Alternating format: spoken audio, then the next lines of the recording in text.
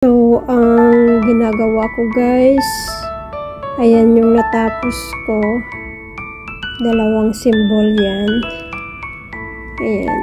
Tsaka ito, ginagawa ko. Inaubos ko tong beads na yan para malagyan ko rin. Makapag-open ako ng beads para dyan sa symbol na yan.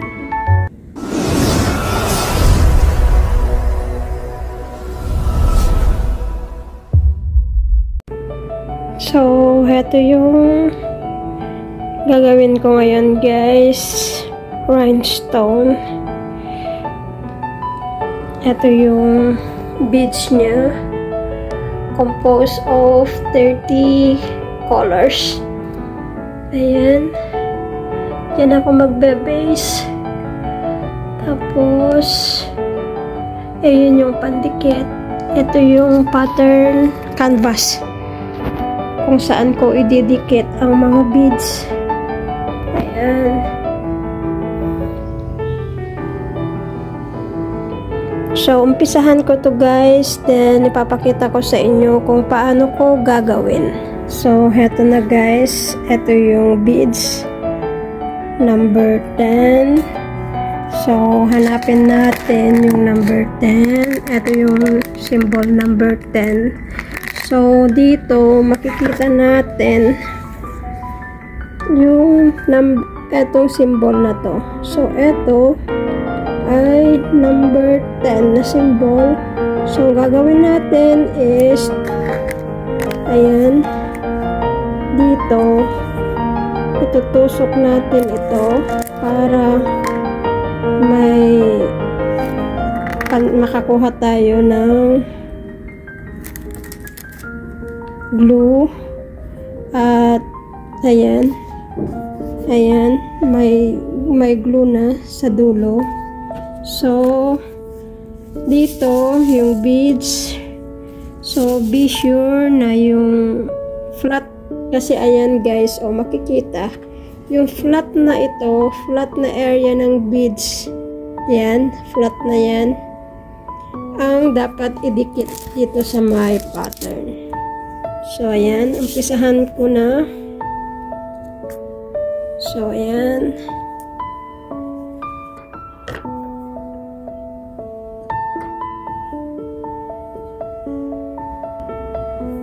So, eto guys, i-flip natin ng konti kasi may cover yan. Ayan, para makapagdikit tayo. So, ganyan.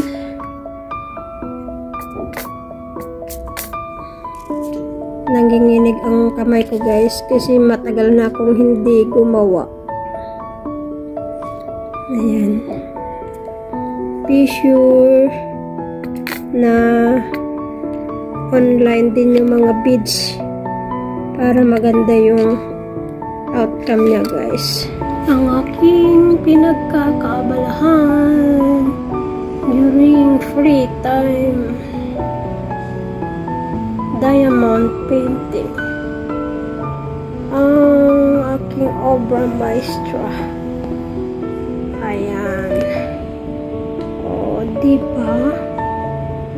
Ang ganda niya. Medyo malapit ko nang matapos ang dalawang aso. Ayan. Tsaga-tsaga lang.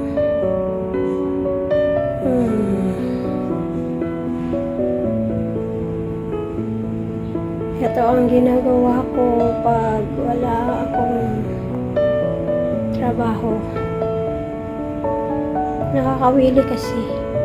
Lalo na pag nakikita na yung ganda ng design.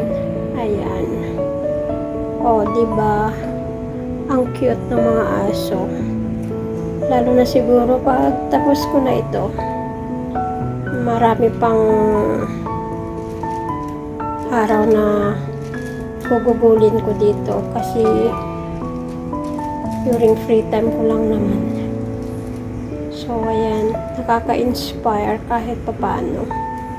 Kasi nakikita ko yung bunga ng paghihirap ko sa paggawa kaysa mag-isip. So, ito yung continuation guys na rhinestone na binubuo ko. So, ayan ang mga puppies. Kukontinue ko ito sa araw na to. Actually, natigil ko ito. Gawa ng buong akala ko noon ay matatapos ko yung horses, yung lucky horses bago ako uwi. Pero sad to say, na busy ako. Kaya yan. Ngayon, itutuloy ko ito guys para sa ganun ay matapos ko na rin. So, heto guys ang update ng paggawa ko.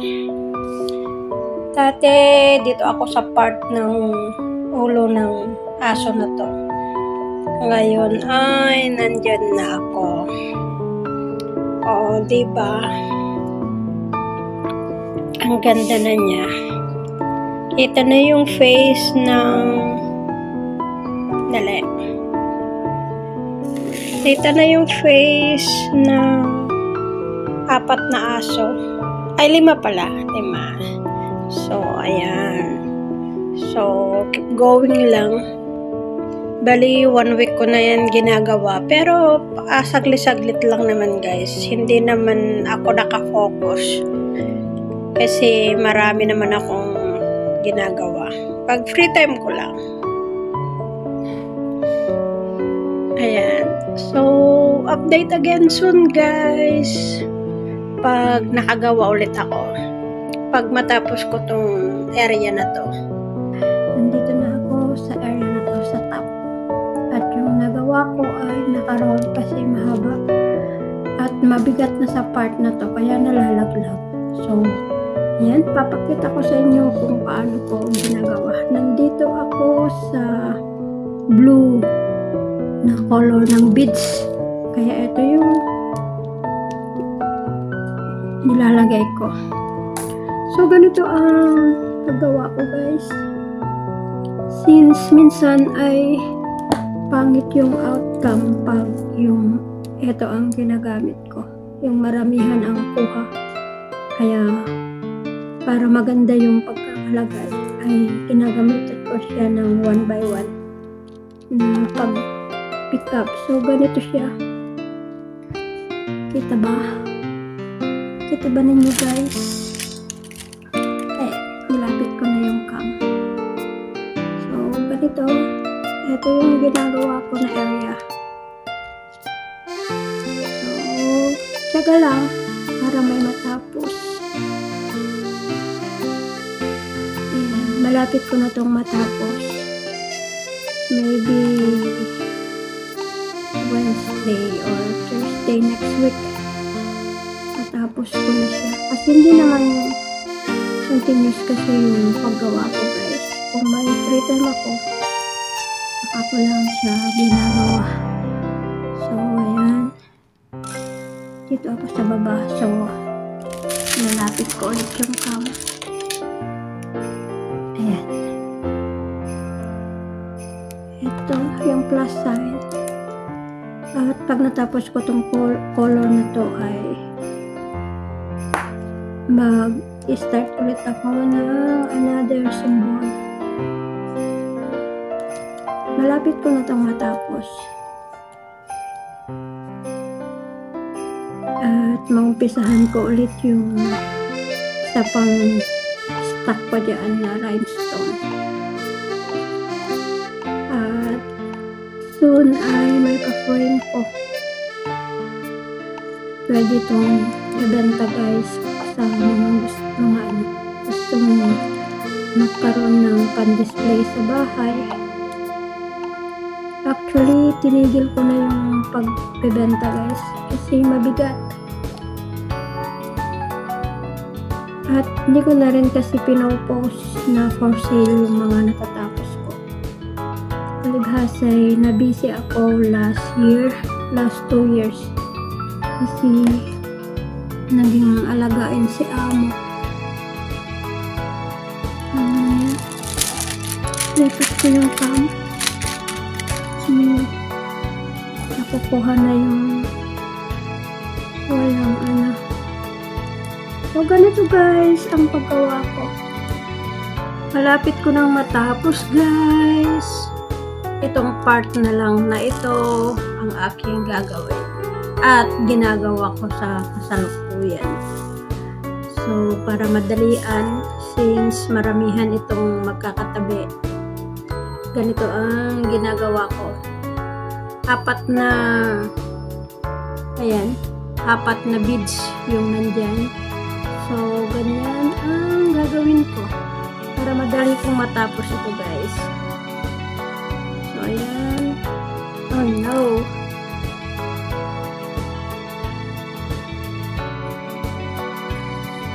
Mahirap din kasi minsan ang kumuha ng maramihan.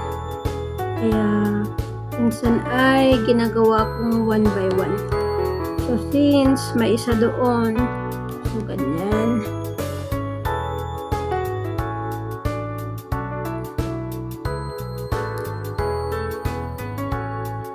Ay, ang hirap.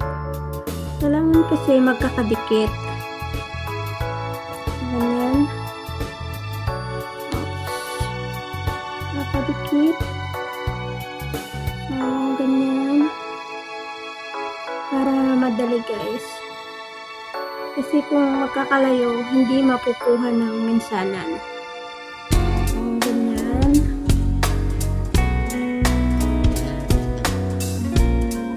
Oh. Ang dali kong nakalayo. So, oops. Ganyan. Kailangan kasi, yung nakaumpok na part, yun ang makukuha.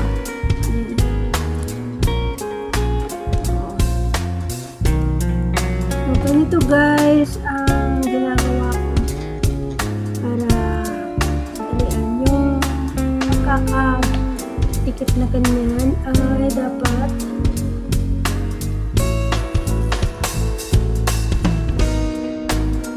minsanan na para sa ganun ay madaling matapos. So, i-update kayo soon. I-update ko kayo soon guys pag matapos ko tong area na to. Konti na lang, konting tiis na lang. So, update soon guys. Ang aking natapos. Ang aking rhinestone making. Ayan ang kanyang design. Puppies. So, ayan. Ang aking artwork guys. Thank you sa inyong walang sawang panonood sa aking mga content guys. Thank you sa unending support at God bless you all in return. Ayan ang kanyang tsura. Ayan, para close up.